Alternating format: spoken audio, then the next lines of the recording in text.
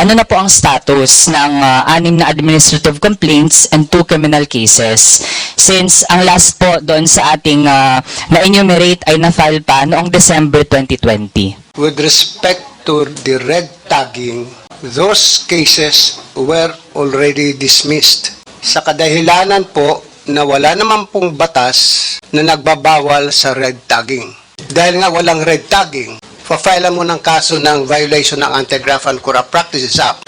Para lang po yun yung nagpalusot tayo Diba? Ito yung tinatawag na palusot Good morning sa ating mga fellow representatives, pati rin po sa Office of the Ombudsman. Mr. Chair, gusto ko munang bigyan ng context yung aking tanong.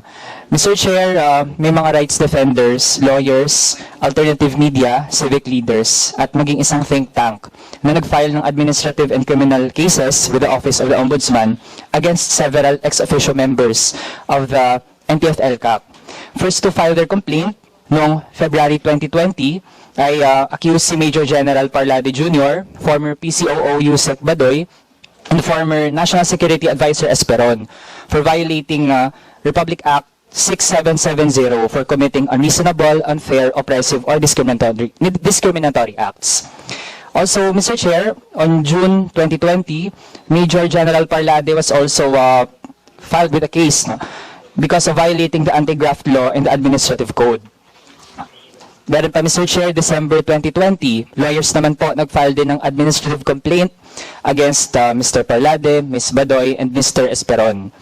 Also, 2 days after, from human rights groups, nag-file din po ng criminal and administrative case against Mr. Esperon, Mr. Parlade, Ms. Badoy, and then PCOO ASEC Mocha Yuson for violating Republic Act 9851 in relation to the principle of distinction under international humanitarian law. Also, Mr. Chair, December 2020, rin, administrative complaint against former NICA Director General Monteagudo, former Defense Secretary Lorenzana, and former Interior Secretary Anyo for violating the Code of Conduct and Ethical Standards for public officials and employees. Also, Mr. Chair, still December 2020, alternative media nag-file din ng complaint against Mr. Parlade, Ms. Badoy, and former NTF-ELCAC Executive Director Allen Capuyan. Ang basis naman po ay Anti-Graft and Corrupt Practices Act, pati din yung Code of Conduct. In summary, Mr. Chair, 6 administrative complaints from various organizations and 2 criminal complaints pending before the Office of the Ombudsman. May we ask, Mr. Chair, Ano na po ang status ng 6 na administrative complaints and 2 criminal cases? Since ang last po doon sa ating na-enumerate ay na-file pa noong December 2020.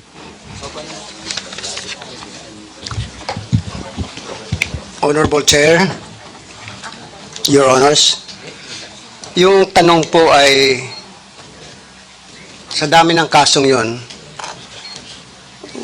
hindi ko alam kung anong status. But if the Honorable Congressman is referring to those cases against Parlade,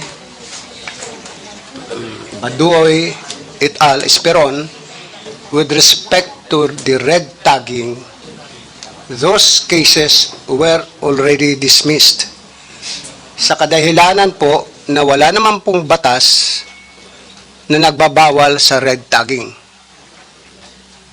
In the absence of a law, we cannot arrogate unto ourselves by saying na nag-violate ka ng red tagging.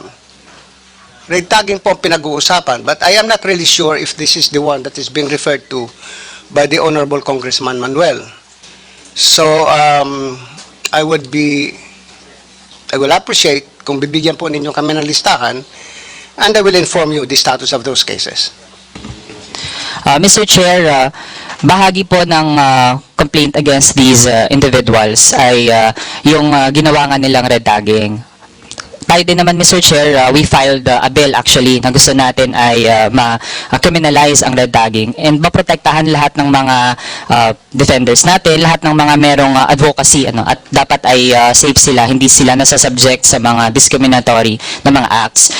In the absence of that law at this moment, Mr. Chair, kaya ang na-cite natin ay yung ibang mga batas na actually ay pwedeng maging basis para mapanagot ang mga individual na ito. Mr. Chair, since hindi pa nakakatanggap ng official communication ang mga nag-file ng mga complaints against these people, may we request the Office of the Ombudsman to furnish our office, pati din yung mga nag-file mismo, na mabigyan po sila ng written na kopya ng dismissal para po on record ay mapanghawakan po natin iyon. Can the office commit to that, Mr. Chair? If Your Honor could please give us a copy of those cases, we assure you that we will furnish you the status of those cases. The earliest would be this afternoon. Pero sinisiguro ko po sa inyo na kung mga kasong yun ay na-dismiss na, I am sure na yung mga complainant ay nabigyan na ng kopya. Ngayon, doon sa puntos na dahil nga walang red tagging, pa-file mo ng kaso ng violation ng Anti-Graft and Corrupt Practices Act. Para lang po yun yung nagpalusot tayo Diba? Ito yung tinatawag na yung palusot Kung sa sibuyas, ito yung palusot na pagtatanim ng sibuyas o ani. Just like in the violation of the dangerous drugs law, marami po nagpa-file sa amin ng Section 3A. Ang pinakapunot dulo po ay drugs. So wala ho kami jurisdiction doon. So ginagamit, may mga pagkakataon po, ginagamit ang ombudsman. Sana wag naman po ganun. Dahil hindi naman po ang ombudsman karakarakan mag-action sa inyong mga kaso na wala naman talagang kinalalaman. Sa kadahilanan lang, magpa-file kayo ng kaso dahil ang respondent ay isang sikat na tao, mataas ang posisyon sa gobyerno.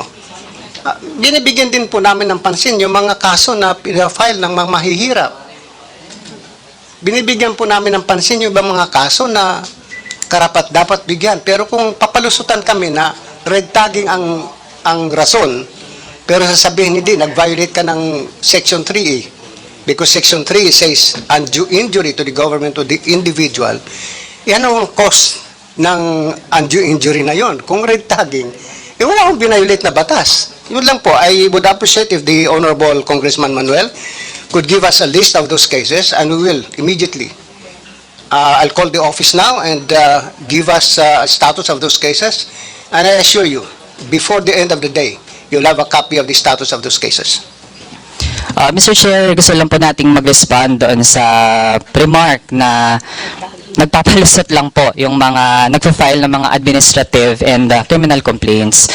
Mr. Chair, para po sa enlightenment ng ating mga kapwa civil servants and public officials, Mr. Chair, yung retagging po hindi lang po yan basta salita at hindi po naghahanap lang ng kung ano-anong dahilan para magkaso. Mr. Chair, meron na po talagang nangyaring mga masamang bagay dahil sa red tagging. Meron po, nakaka-affect po ito ng pag-perform ng ating mga public officials at kahit yung mga civil society organizations natin, Mr. Chair, na-hamper po yung pag-perform nila ng duty nila to pursue whatever advocacy that they have in line with our laws. Tapos, Mr. Chair, meron na rin mga na-red tag na napatay na nga, no?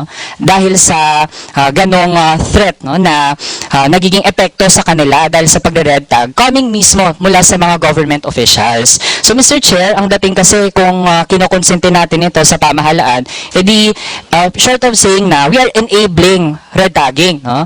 Kaya habang syempre mainam na meron na rin talagang batas eventually on red tagging, sa ngayon, Mr. Chair, kita naman natin damage has been done, no? At nakakalungkot isipin na yung mga buhay na nawala because of red tagging, yung mga hindi na makapagpatuloy, no, whether in government man or hindi, nahihirapan na sa kanilang mga gusto sanang gawin, no, hindi na, mahirap na pong ibalik yun, Mr. Chair. Kaya sana mas maging proactive tayo when it comes to this matter. And sana po hindi din po napagbabangga, no, na may mga kaso daw na para sa mga mahirap, ganyan. Yung mga rights defenders po natin, yung mga people's lawyers natin, yan din po ay merong mga ginagawa para sa mga mahihirap.